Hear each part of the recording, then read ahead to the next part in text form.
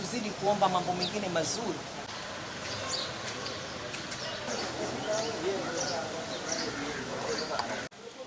Kikosi kinapelekwa vizuri. And I must say kwamba tumekuwa na shida ya insecurity ndani ya Malindi hapo juzi na jana, na tuliketi na security team yetu na tuliweza kustreamline maneno yetu.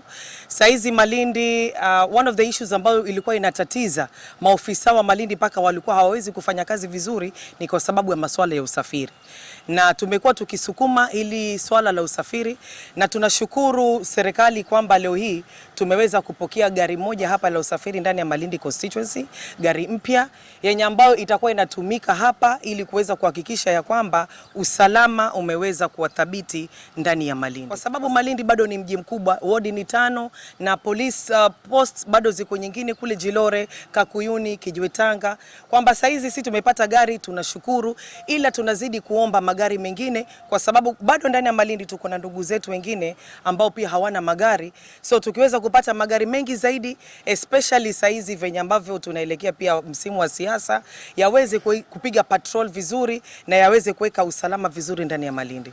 Malindi kama mnavyojua nyinyi, it is a tourist center, it is a tourist destination. Usalama ni wangu mimi, ni wako wewe, kwa wale wageni ambao wanakuja kuwekeza pesa zao hapa na biashara zao hapa ndani ya Malindi, hata pia wale wenyeji wenye ambao wako hapa pia wanauhitaji usalama.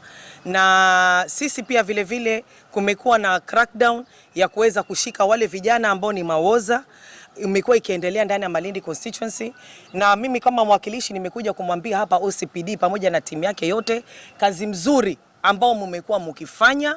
Saizi usalama Malindi, ukosefu wa usalama Malindi umeshuka chini. Saizi Malindi ukizunguka, angalau kesi za mawoza zimeweza kupungua.